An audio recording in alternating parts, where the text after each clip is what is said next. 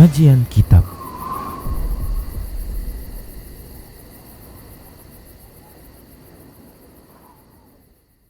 Bismillah, assalamualaikum warahmatullahi wabarakatuh. Innal hamdalillah nahmaduhu wa nasta'inuhu wa nastaghfiruh wa na'udzu billahi min shururi anfusina wa min sayyiati a'malina. Man yahdihillah fala mudilla lahu wa man yudlilhu fala hadiyalah. Wa asyhadu an la ilaha illallah wahdahu la syarika lah wa asyhadu anna Muhammadan abduhu wa rasuluhu sallallahu alaihi wasallam. Qala Allah tabaraka wa ta'ala, ya ayyuhalladzina amanu taqullaha haqqa tuqatih wa la tamutunna illa wa antum muslimun.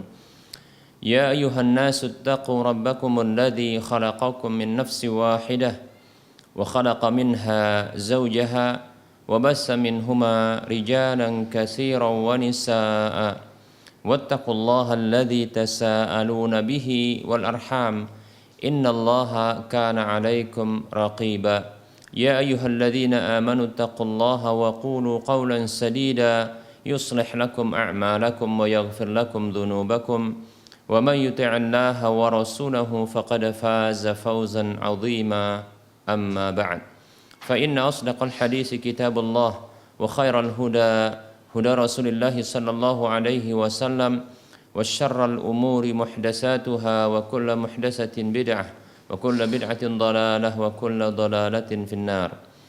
Para muslim, para hamba Allah rahimani wa rahimakumullah, kembali kita bersyukur kepada Allah Subhanahu wa taala yang senantiasa memberikan kebaikan dan kenikmatannya kepada kita. Selawat dan salam tak lupa kita ucapkan untuk nabinya Muhammad sallallahu alaihi wasallam. Semoga Allah Subhanahu wa taala mewafatkan kita di atas ketaatan kepada rasulnya. Para pemirsa Rosyad TV dan para pendengar radio Medan Mengaji di mana saja Anda berada. Kita akan lanjutkan pembahasan akidah tauhid dalam bahasan al-wala wal bara. Al-wala, kembali kita akan memberikan dan mengingatkan definisi tentang al-wala. Al-wala, mana al-wala yang diterjemahkan dalam bahasa Indonesia adalah loyalitas dan kecintaan.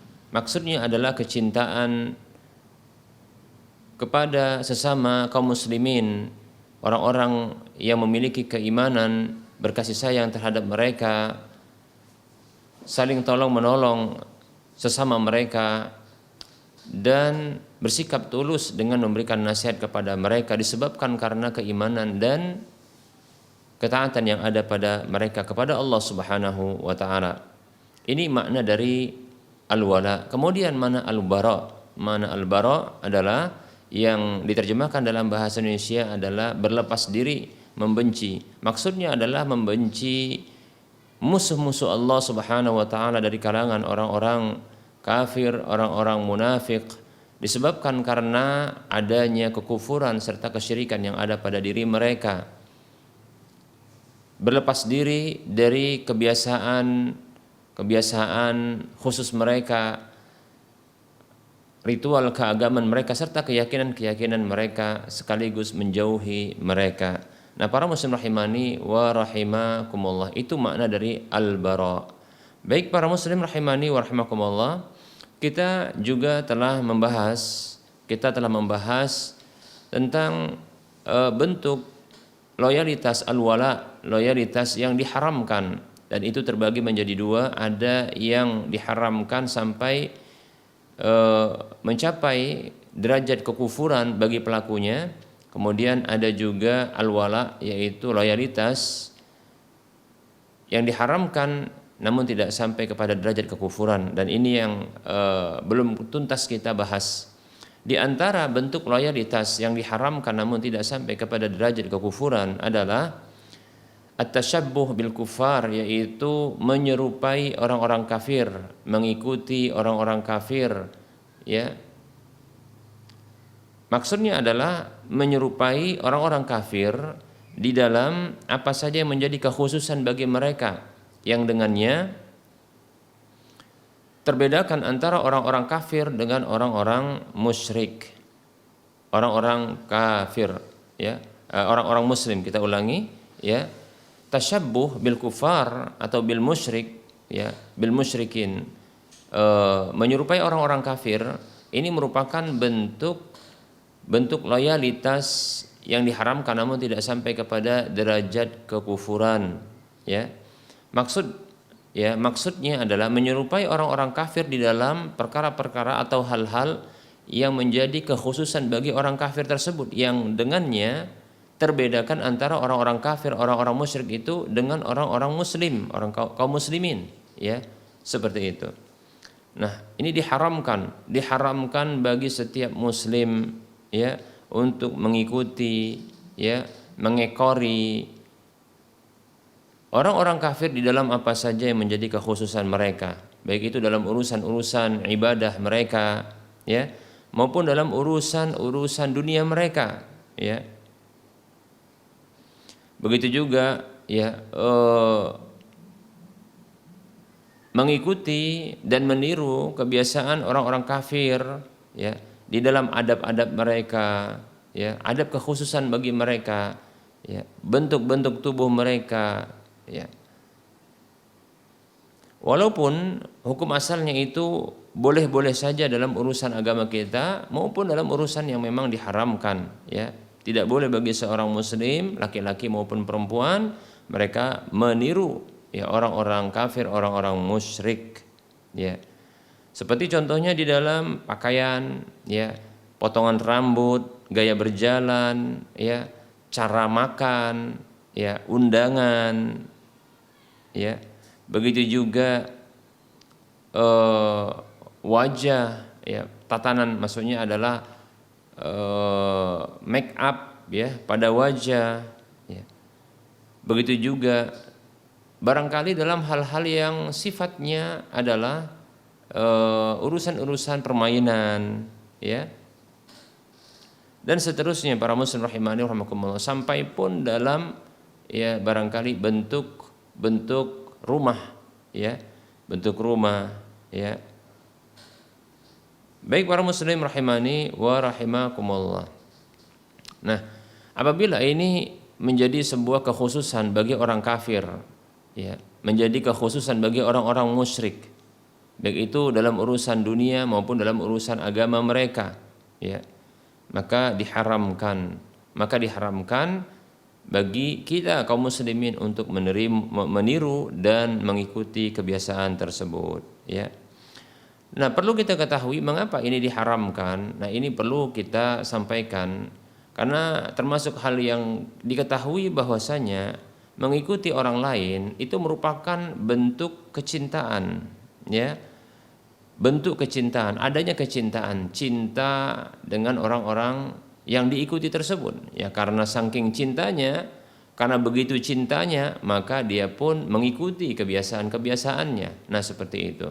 Padahal Nabi Shallallahu Alaihi Wasallam mengatakan dalam sebuah hadis yang diriwayatkan oleh Imam Ahmad kalau tidak salah, Nabi kita Muhammad Shallallahu Alaihi Wasallam bersabda, al-mar'u, ya, ma'aman ahabba, seseorang itu bersama dengan orang yang dia cinta.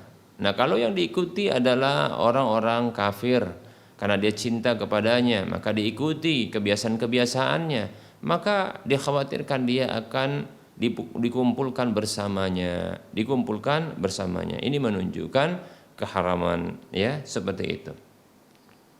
Begitu juga mengikuti kebiasaan orang kafir, ya, mengikuti kebiasaan orang lain, itu menunjukkan, ya, adanya bukti tentang rendahnya orang yang mengikuti, ya, rendahnya orang yang mengikuti. Nah, tentunya para muslim rahimani wa rahimakumullah, namanya mengikuti posisinya tentu di belakang, ya.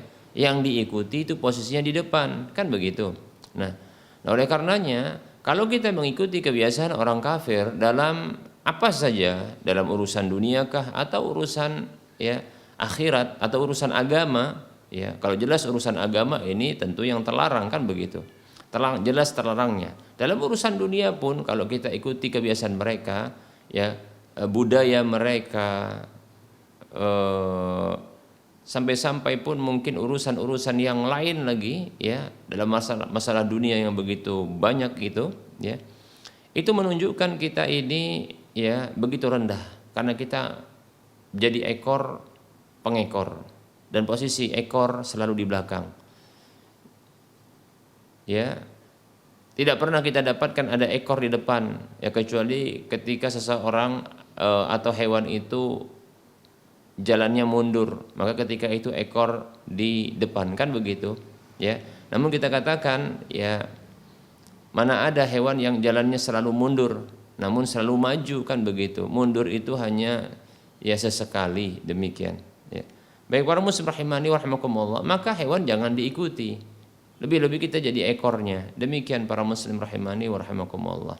Nah, kalau kita ya jadi ekor ya, maka yang terjadi adalah para muslim rahimani wa rahimakumullah, kita akan kalah. Nah, inilah yang diindikasikan oleh Nabi kita Muhammad sallallahu alaihi wasallam dalam hadis yang diriwayatkan oleh Imam Abu Dawud. Nabi kita Muhammad sallallahu alaihi wasallam beliau bersabda, "Idza tabaya'tum bil 'ainati wa akhadtum adnabal baqari wa raditum biz zar'i wa taraktumul jihada sallallahu alaikum dhulla la yanzi'uhu hatta tarji'u ila dinikum." Baik para muslim rahimani wa rahimakumullah, Rasulullah sallallahu alaihi wasallam beliau bersabda yang artinya, apabila kalian berjual beli dengan model ainah, itu salah satu bentuk jual beli ribawi. Dan dalam Islam tidak ada jual beli model seperti ini diharamkan, maka wajib dijauhi. Nah, orang-orang kafir yang berinteraksi dengan cara seperti ini, bahkan orang-orang Yahudi, mereka itu juga dilarang untuk berbuat riba. Namun luar biasanya mereka melakukan siasat licik untuk menghalalkan riba.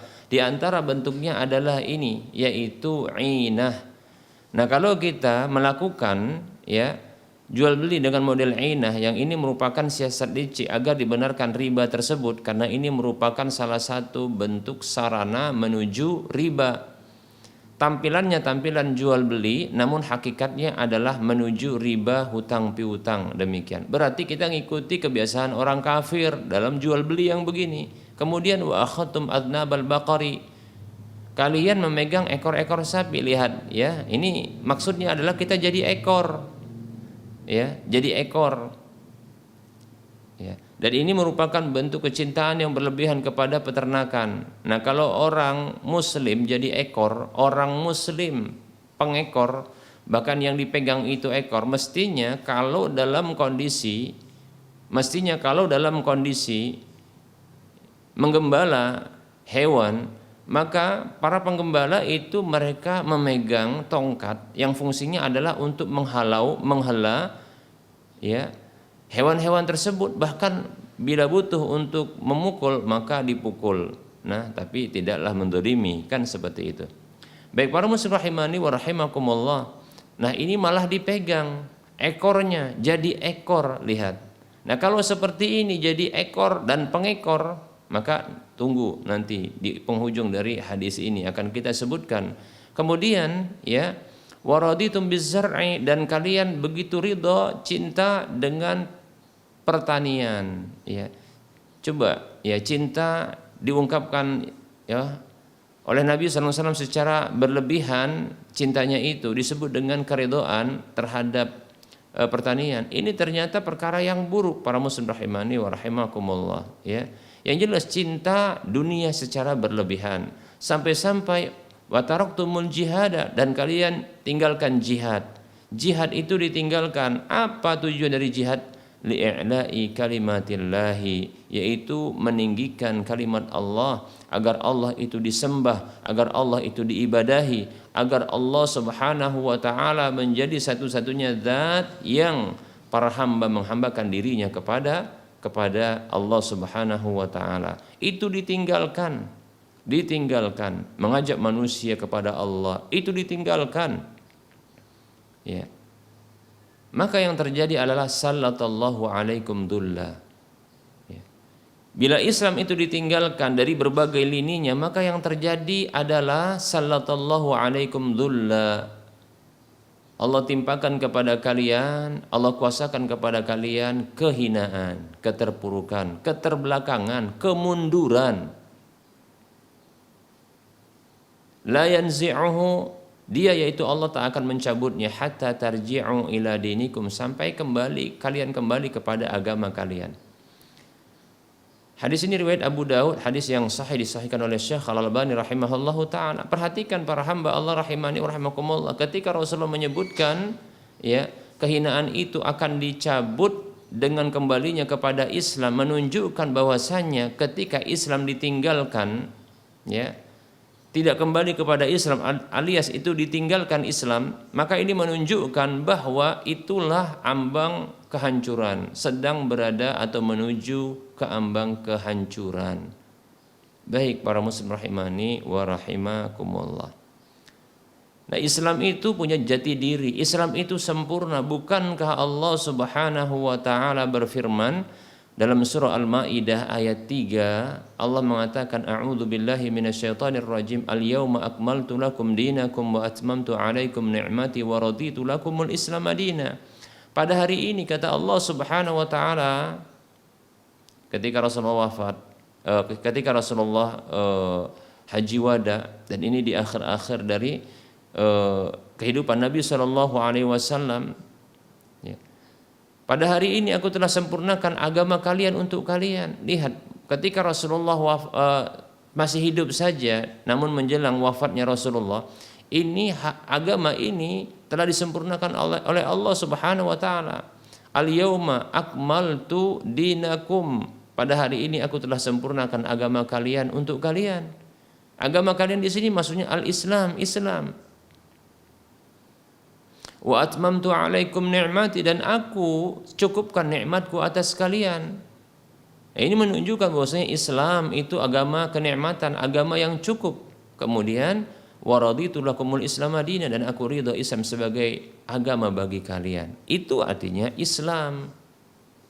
Jadi Islam adalah agama kesempurnaan, Islam agama kecukupan, Islam agama kenikmatan, Islam itu agama keridhaan.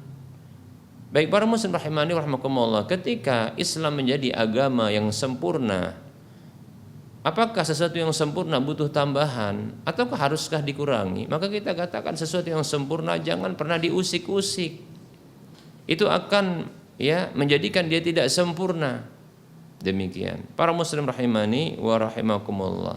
Lalu ketika Islam ini telah sempurna, untuk apa kita menjadikan yang lain untuk dijadikan sebagai contoh dan teladan? Cukup kita mengambil ya Islam, ajaran Islam sebagai sesuatu yang menjadi panutan dalam kehidupan kita sehari-hari, begitu. Lalu ngapain kita ya mengikuti kebiasaan orang-orang di luar kita, orang-orang kafir? Demikian. Nah, kalau kita ikuti para hamba Allah rahimani wa rahimakumullah, yang terjadi kita ini sedang mundur. Kita ini sedang jadi ekor.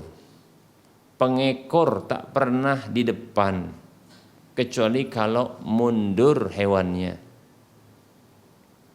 Demikian para muslim rahimani wa rahimakumullah. Kenapa kita harus jadi ekor? Kenapa kita harus jadi ekor? Ngikuti binatang, begitu loh. Baik para muslim rahimani wa rahimakumullah, ya. Allah sendiri yang mengatakan, ya, kalaulah kehidupan kita di dunia ini hanya sekedar makan saja, menikmati kehidupan saja, tak ada ibadahnya seperti orang kafir itu kita seperti binatang. Allah sendiri mengatakan di dalam surah Muhammad ayat 12. Nabi kita Muhammad SAW ini namanya dijadikan sebuah ya surat, ya, Nabi Muhammad SAW ini, ya. Nah, dalam surah Muhammad ini ayat 12, Allah Subhanahu wa taala berfirman, a'udzu billahi minasyaitonir rajim, walladzina kafaru yatamatta'una wa ya'kuluna kama ta'kulul an'amu wan naru maswal lahum. Lihat ini, luar biasa ini bentuk kecaman Allah Subhanahu wa taala kepada orang-orang kafir. Allah mengatakan, dan orang-orang kafir itu mereka hanya menikmati kehidupan dunia ini, tamatta, bersenang-senang aja kerjaannya, ya. Wa yakulun, makan-makan aja. Kama ta'kulul an'am, sebagaimana hewan-hewan ternak itu makan. Lihat, Allah sendiri yang nyatakan itu ya sebagai hewan ternak. Nah, ini maksudnya bukan kita ini memvonis orang kafir, kalian itu binatang, bukan. Tidak begitu ini maksudnya. Ini sebagai bentuk ya peringatan kepada kita hamba-hamba Allah Subhanahu wa taala, jangan seperti orang kafir. Ya, jangan seperti orang kafir. Orang kafir itu sekedar makan dan menikmati hidup gitu saja. Nggak ada urusannya ibadah sama Allah Subhanahu wa taala. Dia nggak mengenal tujuan hidupnya. Tujuan hidupnya kan beribadah kepada Allah Subhanahu wa taala, beriman kepada Allah, taat sama Allah, beribadah kepada Allah, taat sama Allah, ya, beramal soleh. Demikian. Nah, itu orang beriman. Nah, orang kafir tidak, hanya hidup sekedar hidup. Menikmati hidup, makan, sudah. Demikian. Nah, yang begitu itu kata Allah Subhanahu wa taala, itu seperti binatang. Binatang ternak bahkan. Jadi apakah mereka ini mau kita ikuti? Kita jadi ekor. Yang kata Rasulullah tadi, pegang ekor-ekor sapi. Coba seperti itu. Apakah kita mau seperti itu? Ya pantas kita lah tidak akan menang. Ya. Di dunia kita rugi jadi pengekor, tak akan pernah menang. Di akhirat masuk neraka. Allah mengatakan wan naru maswallahum. Neraka itu tempat kembalinya mereka. Lo tahu tempat kembalinya mereka itu neraka. Ngapain kita ikuti mereka? Nah, kalau kita ngikutin mereka yang itu merupakan bentuk cinta kepada mereka, para hamba Allah rahimani wa rahmakumullah, kita akan dikumpulkan bersama dengan mereka. Ini ayat, ini sebenarnya peringatan kepada orang beriman. Nggak usah ikutin orang-orang kafir. Karena tempat kembali mereka neraka. Mereka itu kayak binatang. Bukan maksudnya kita memvonis mereka. Ini pewaspadaan kepada kita, peringatan kepada orang beriman. Ayat ini jangan dikatakan kepada orang kafir kalian binatang. Nggak begitu, nggak usah, nggak perlu. Ini pewaspadaan untuk kita supaya kita nggak ngikutin mereka, supaya kita tidak meniru mereka, supaya kita tidak menyerupai mereka. Seperti itu. Para muslim rahimani wa rahimakumullah.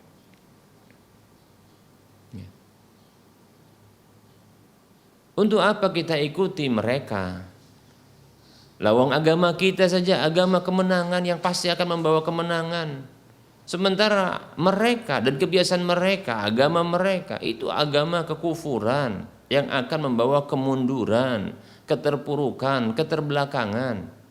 Kalau ada yang mengatakan, mungkin saat ini, Ustadz, bukankah mereka itu saat ini jaya, menjadi negeri adijaya? Saya tanya dulu, bukankah di zaman Nabi Muhammad SAW dahulu ada juga negeri-negeri kafir yang adidaya seperti ya Persia dan Romawi? Iya. Tapi apakah Rasulullah tertarik dengan mereka? Tidak. Tapi yang terjadi bahkan Allah menangkan orang-orang beriman di atas mereka. Loh begitu.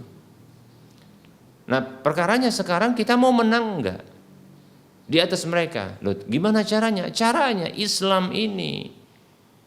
Kita kembali kepada Islam. Seluruhnya. Keseluruhannya. Totalitas kita.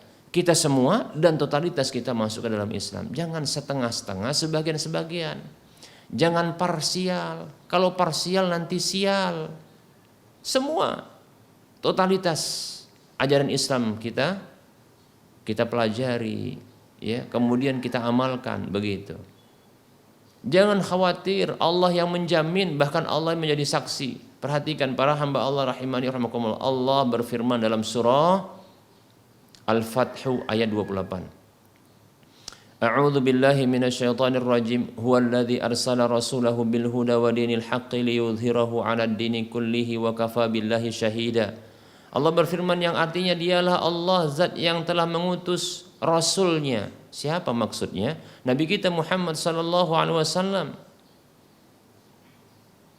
Ada bekalnya, ada petunjuknya, ada bil huda dengan membawa petunjuk, al huda, wa dinil haqqi dan membawa agama yang benar.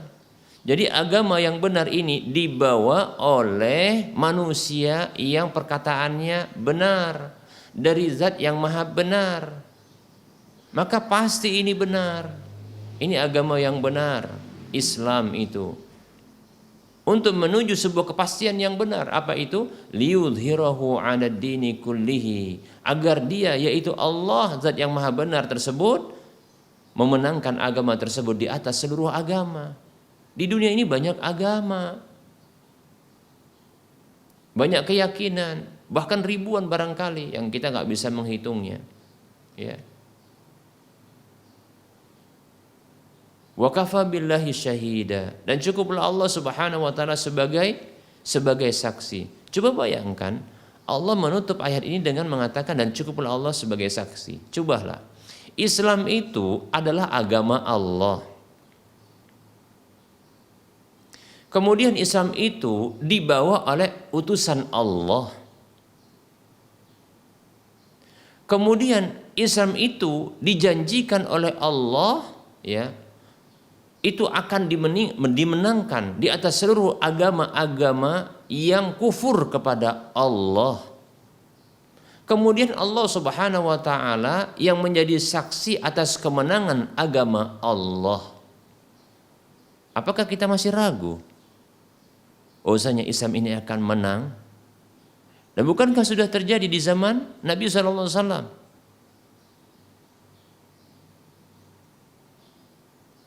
Begini saja, saudara seiman rahimani rahimakumullah.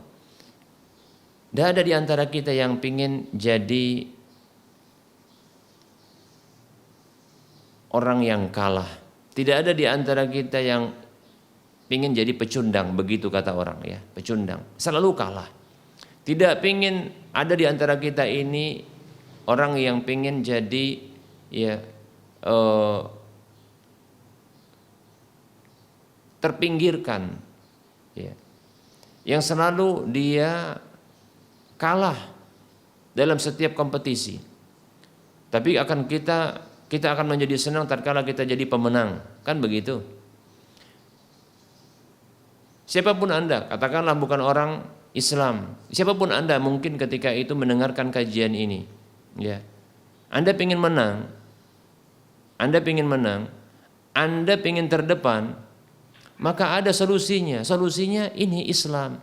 Coba Islam itu dipelajari, Islam itu diamalkan, Islam itu diaplikasikan dalam kehidupan. Pasti insya Allah Ta'ala akan mendapatkan kemenangan. Pasti. Itu perkataan, ya, zat yang menjadi penguasa jagat raya, zat yang menciptakan dan mengatur alam semesta. Demikian. Bahkan utusannya juga mengatakan dalam hadis yang diriwayatkan oleh Imam Bukhari, Nabi kita Muhammad sallallahu alaihi wasallam bersabda, "Al-Islamu ya'lu wa la yu'la alaihi." Islam itu tinggi, tak tertandingi. Masya Allah, ya. Masih ragu kita. Nah, kalau kita sudah yakin, terus ngapain kita ngikutin kebiasaan orang-orang kafir? Ngapain? Untuk apa kita ngikutin, ya, kebiasaan orang-orang kafir, ngekorin kebiasaan mereka, menyerupain kebiasaan mereka, niruin kebiasaan mereka.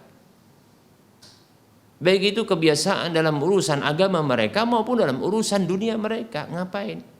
Yang tentunya maksudnya di sini adalah kebiasaan-kebiasaan mereka yang menjadi, ya, kekhususan mereka yang dengannya terbedakan antara orang kafir dengan orang muslim, begitu. Sudahlah haram, walaupun nggak sampai derajat kekufuran, ini merupakan bentuk kemunduran.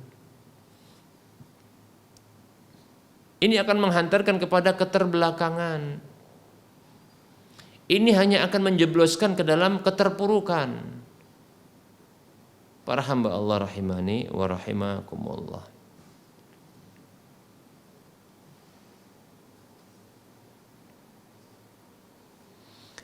Baik para muslim rahimani wa rahimakumullah. Orang kafir tidak perlu diikuti para hamba Allah rahimani wa rahimakumullah, ya. Allah berfirman dalam surah Al-Furqan ayat 44. Surah Al-Furqan ayat 44. Allah mengatakan a'udzu billahi minasyaitonir rajim am tahsabu anna aktsarahum yasma'una aw ya'qilun innahum illa kal an'am bal hum adallu sabila. Allah berfirman yang artinya, apakah engkau menyangka bahwa kebanyakan mereka, yaitu orang-orang kafir itu mau mendengarkan firman-firman Allah, mendengarkan ajaran-ajaran Allah, atau mereka mau memikirkan, ya? Tidaklah mereka itu melainkan seperti binatang, masya Allah, ya, kembali dikatakan seperti binatang. Terus kita ngapain? Mau ngikut mereka?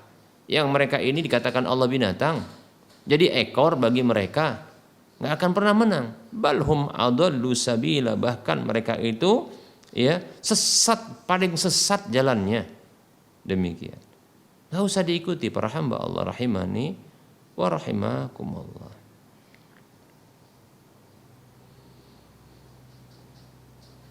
Ya, tidak usah diikuti mereka. Allah Subhanahu wa taala berfirman dalam surah Al-Hadid ayat 16, Allah mengatakan a'udzu billahi minasyaitonir rajim. Alam ya'ni lilladzina amanu an takhsha'a qulubuhum li dzikrillahi wa ma nazala minal haqqi wa la yakunu kalladzina utul kitaba min qablu.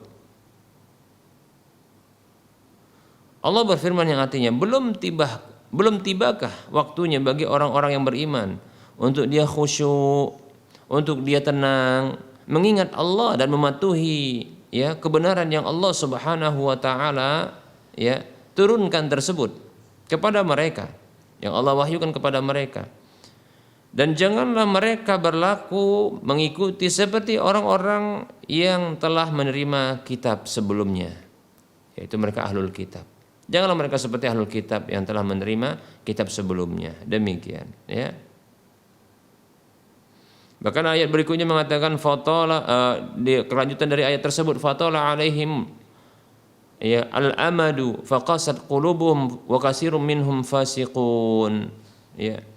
Kemudian mereka melalui masa yang panjang sehingga hati mereka menjadi keras dan banyak di antara mereka yang menjadi fasik, keluar dari ketaatan kepada Allah Subhanahu wa taala. Baik para muslim rahimani wa rahimakumullah, seperti itu, ya.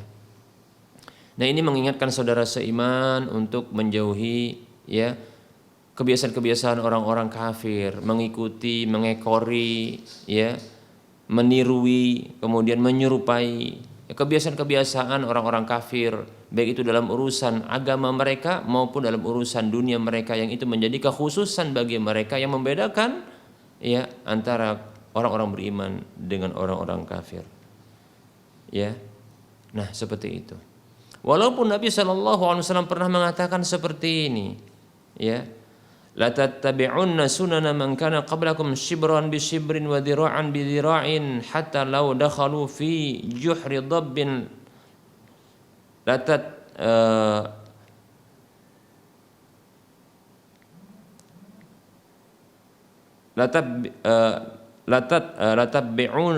lataba'tumuhum, ya, lataba'tumuhum.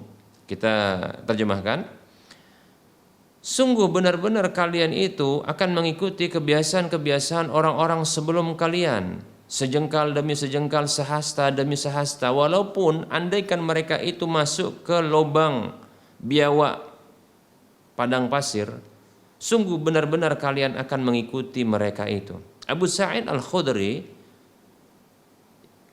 mengatakan, kami yang mendengarkan sabda Rasulullah itu, ya, mengatakan kepada Rasulullah, ya Rasulullah, al-yahudu wan nasara, wahai Rasulullah, maksudnya orang sebelum kalian itu Yahudi dan Nasrani. Qala, Rasulullah mengatakan, faman, siapa lagi? Siapa lagi? Demikian. Nah, ini hadis riwayat Bukhari dan Muslim. Baik para muslim rahimani wa rahimakumullah, oleh karenanya, ya, sudah cukup pelajari agama ini. Cukup pelajari agama ini. Agama ini agama yang lengkap. Semuanya ada dalam urusan dunia dan dalam urusan agama maupun dalam urusan dunia, insya Allah lengkap, ya. Walaupun kita katakan, ya, kalaulah seandainya dalam urusan dunia ini pernah muncul dari orang kafir namun tidak menjadi kekhususan bagi mereka karena sesungguhnya ternyata ini hal yang bermanfaat, maka tidak masalah. Begitu. Dari mana kita tahunya? Ya karena kita mempelajari agama, kita kenali itu. Mungkin ada yang mengatakan, loh, Kalau kita contohnya ya mengenali Islam, mempelajari Islam saja, kemudian ya kita mengambil dalam urusan agama dan dunia itu dari orang Islam saja, maka apakah yang seperti ini membuat kita harus membuang contohnya kamera ini, kemudian membuang HP ini, ya pengeras suara seperti ini karena ini muncul dari mereka? Kita katakan, apakah ini menjadi kekhususan bagi mereka? Jawabannya tidak. Ya kalau begitu boleh-boleh saja. Dari mana kita tahu? Dari agama kita, karena agama kita yang mengajarkannya. Makanya oleh karenanya kembali kita kepada agama kita sudah cukup. Itu maksudnya. Ya. Nanti kita akan mengetahui mana yang boleh kita interaksikan kepada diri kita dari apa yang muncul ya lewat orang-orang kafir tersebut. Demikian seperti itu. Ya. Bila kita menginginkan kemenangan, kejayaan, ya, kebahagiaan dunia dan akhirat kita, maka kembalilah kepada Islam. Agama yang sempurna, agama Allah Subhanahu wa taala, agama kemenangan yang dijamin oleh Allah kemenangan dan Allah jadi saksi atas kemenangan tersebut. Baik, kita cukupkan para hamba Allah rahimani wa rahimakumullah, ya. Materi yang bisa kita sampaikan ini insyaallah taala pada waktu mendatang kita akan lanjutkan kembali. Kita buka sesi soal jawab. Assalamualaikum Ustadz, saya mau bertanya, jika ada orang non-muslim mengucapkan selamat memperingati Isra Mi'raj, bagaimana sikap kita atau apa yang harus kita jawab?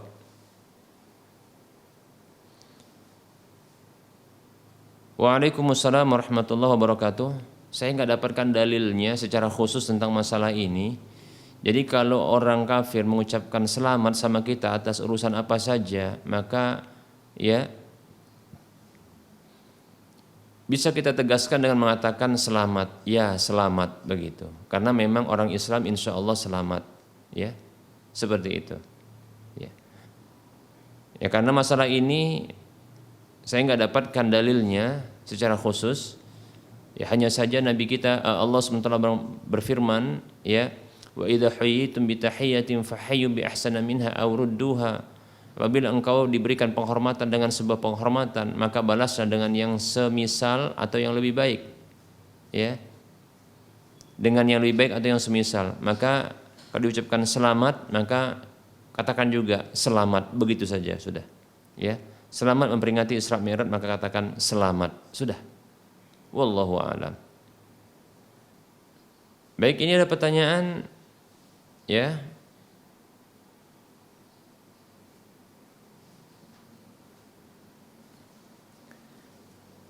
Bismillah, assalamualaikum warahmatullahi wabarakatuh. Maaf Ustadz, bolehkah kita memberi nama anak kita dengan nama yang artinya wanita yang suci Ustadz? Mohon penjelasannya Ustadz. Jazakallahu khaira, barakallahu fiqh. Waalaikumsalam warahmatullahi wabarakatuh. Nama yang bermaksud untuk doa, maka insya Allah ta'ala ini dibolehkan. Barangkali maksudnya seperti nama Tahirah begitu ya. Tahirah. Tapi kalau maksudnya nama tersebut ya dimaksudkan adalah untuk pemberian rekomendasi tazkiyah, maka ini kita katakan tidak benar. Ya. Karena Allah melarang kita wala tuzakku anfusakum, jangan kalian ya sucikan diri kalian sendiri, menyatakan suci diri sendiri, ya tidak. Ya tidak boleh, dilarang oleh Allah Subhanahu wa taala. Tapi kalau seandainya nama tersebut maksudnya adalah doa, maka boleh. Ya. Seperti Muhammad sallallahu alaihi wasallam ya, nama Muhammad ya atau Ahmad. Ahmad artinya orang yang terpuji. Ya. Atau Muhammad orang yang dipuji, selalu dipuji. Maka kita katakan ini maksudnya adalah doa.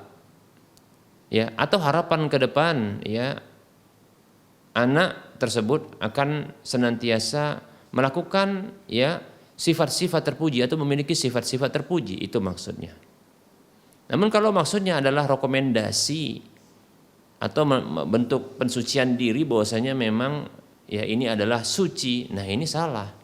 Oleh karena saya condong sesungguhnya kalau nama seperti ini Tahirah contohnya, ya ini tidak masalah, ya Tidak masalah insyaallah taala, ya. Tapi niatkan adalah untuk doa dan harapan ke depan.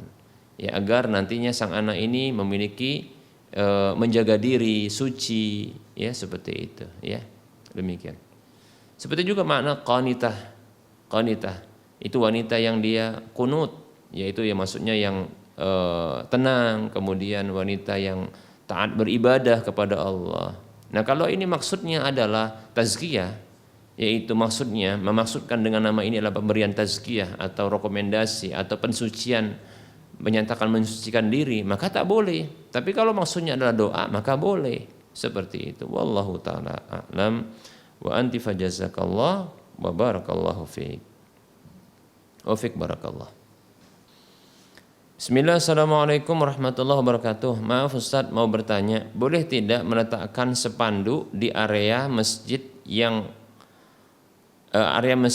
atas nama sebuah produk makanan? Spanduk tersebut bertemakan tentang bulan puasa Ramadan. Waalaikumsalam warahmatullahi wabarakatuh. Ya, tentunya pertama yang butuh untuk dipastikan pertama sekali adalah izin dari pihak pengelola masjid, penyelenggara masjid. Dikasih izin nggak untuk pertama sekali ya nempelkan spanduk tersebut ya di area tersebut. Ya, kalau nggak dikasih izin berarti tak boleh. Ya, ini yang pertama tentunya ya. Kemudian yang kedua adalah di sini ada iklan ya, tentunya ada iklan, yaitu iklan sponsor berupa makanan ringan ya. Nah, iklan ya di masjid adalah dia merupakan bentuk penawaran barang dagangan ya. Iklan itu merupakan penawaran barang dagangan ya, seperti itu ya. Nah, ini muqaddimah lil bai', ini adalah pendahuluan bagi jual beli. Baik ya. Permasalahannya ini dilakukan di areal masjid. Nah, ini tentunya kembali kepada pendapat yang mengatakan apakah areal masjid itu adalah masjid ataukah bukan. Nah, di sini ada perbedaan pendapat. Bagi yang mengatakan bahwasanya itu areal masjid adalah masjid, ya, maka tentunya penawaran barang dagangan di areal masjid ini perkara yang tidak layak untuk dilakukan, ya. Kenapa? Karena ini adalah ya perdagangan akhirat. Masjid adalah perdagangan akhirat, bukan perdagangan dunia, ya, seperti itu, ya. Namun bagi yang mengatakan bahwasanya areal masjid bukanlah masjid, karena masjid itu adalah ya bangunan inti dari masjid, sekitarnya tidak, maka wallahu ta'ala alam, tentunya bagi pendapat seperti ini ya tidak masalah ya untuk menawarkan barang dagangannya berupa iklan atau sponsor, iklan sponsor, demikian. Wallahu ta'ala a'lam. Baik, ada pertanyaan. Assalamualaikum Ustaz, apakah boleh merutinkan bacaan surat Al-Ikhlas 10 kali setiap hari? Syukron. Baik ya, hadis tentang masalah ini adalah hadis yang berasal dari sahabat Mu'adz ibnu Anas radhiyallahu an, hadis yang diriwayatkan oleh Imam Ahmad. Rasulullah sallallahu alaihi wasallam bersabda, "Man qara'a qul huwallahu ahad 10 marratin banallahu lahu baitan fil jannah." Siapa saja membaca qul huwallahu ahad 10 kali, maka Allah bangunkan untuknya sebuah rumah di surga. Nah, di sini terjadi perbedaan pendapat di kalangan para ulama tentang hukum derajat dari hadis ini, ya, derajat hukum hadis ini. Sebagian ulama ada yang mendhaifkan, menyatakan dhaifnya hadis ini, ya, hadis ini adalah hadis yang dhaif menurut sebagian para ulama. Siapa di antara ulama yang mendhaifkan? Seperti contohnya Syekh bin Baz rahimahullahu taala. Apa sebabnya? Karena ada 3 perawi yang dhaif, di antaranya adalah Ibnu Lahiyah, begitu juga Zaban Ibnu Faid, begitu juga Rusdain ya. Rusdain bin Sa'ad, demikian ya. Nah, pendapat yang lain adalah pendapat yang kedua mengatakan bahwa hadis ini sahih ya. Di antaranya adalah Syekh Al-Albani rahimahullah taala yang mensahihkan hadis ini di dalam Sahihul Jami' dengan nomor hadis 6472, demikian. Baik ya. Nah, oleh karenanya terjadi perbedaan pendapat. Jadi kita maklumi saja bagi yang berpegang dengan hadis ini atau mengamalkan hadis ini, maka silakan ya, boleh ya mengamalkannya ketika dia berpendapat ya condong kepada pendapat Syekh Al-Albani rahimahullah taala yang mensahihkan. Bagi yang mendhaifkan maka tentunya tidak mengamalkannya. Demikian, wallahu taala alam. Assalamualaikum warahmatullahi wabarakatuh. Ustadz, bolehkah jual beli sepeda motor bekas? Surat-suratnya hanya BPKB saja atau hanya STNK saja? Bolehkah dibeli, Ustadz? Waalaikumsalam warahmatullahi wabarakatuh. Apabila sepeda motor tersebut adalah sepeda motor memang milik sang penjual atau ia menjadi wakil dari sang pemilik dari sepeda motor tersebut, ya. Walaupun tanpa surat ataupun ada surat. Tanpa surat bisa jadi karena surat-suratnya ini hangus, terbakar, hilang ya. Atau memang ada tapi hanya sebagian saja. Maka saya condong boleh ya, asalkan tidak ada pelanggaran-pelanggaran yang lainnya dan terpenuhi syarat-syarat jual beli, demikian ya. Maka saya condong ini boleh. Wallahu taala a'lam. Baik, para pemirsa Rosyad TV dan para pendengar Radio Medan Mengaji di mana saja Anda berada, telah masuk waktu sholat zuhur untuk wilayah Medan dan sekitarnya, dan Anda pastinya telah mendengarkan adzan ya. Maka kita cukupkan kajian kita pada pertemuan kali ini. Mohon maaf bila ada kekurangan dan kesalahan serta kekeliruan dalam penyampaian. Kepada Allah saya mohon ampun dan kepada para pemirsa sekalian saya mohon maaf. Dan seperti biasa sebelum berakhirnya kajian ini, kembali saya memberikan motivasi kepada diri saya pribadi dan kepada saudara-saudara seiman untuk mari kita berdonasi, menginfakkan sebahagian harta yang Allah beri kepada kita dalam kehidupan kita sehari-hari. Semoga apa yang kita keluarkan ini itu akan bermanfaat selama hidup kita bahkan setelah mati, yang akan terus mengalirkan pahala walaupun kita telah tiada di permukaan bumi ini. Mari kita berdonasi untuk membebaskan lahan yang nantinya akan dibangun di atas lahan tersebut sebuah masjid yang bernama Al-Muwahhidin, masjidnya orang-orang yang bertauhid di sekitar Medan ya, di sekitar wilayah Medan. Dan perlu diketahui, kembali kita ingatkan bahwasanya nominal yang dibutuhkan untuk pembebasan lahan tersebut, biaya yang dibutuhkan adalah kurang lebih 8,5 miliar. Sementara saat ini yang baru saja terkumpul kurang lebih 31,49%, yaitu sekitar 2 miliar 704 juta sekian. Kekurangannya adalah 5 miliar 881 juta 100 sekian ribu rupiah. Silahkan salurkan infak dan sedekah Anda melalui Bank Syariah Indonesia atau Bank Syariah Mandiri di nomor 7127485555. Saya ulangi, ke nomor rekening 7127485555 atas nama Yayasan Lajnah Dakwah Medan, kode bank 451 dengan Bank Syariah Indonesia atau Bank Syariah Mandiri, demikian. Nah, semoga harta yang kita salurkan atau kita infakkan ini akan mengalirkan pahala seterusnya dan minimalnya adalah 700 kali lipatnya, demikian. semoga termotivasi dan bermanfaat. Wassallallahu ala Muhammad wa ala alihi wa ashabihi ajma'in. Subhanakallahumma wa bihamdika asyhadu an la ilaha illa anta astaghfiruka wa atubu ilaika walhamdulillahi rabbil alamin. Wassalamualaikum warahmatullahi wabarakatuh.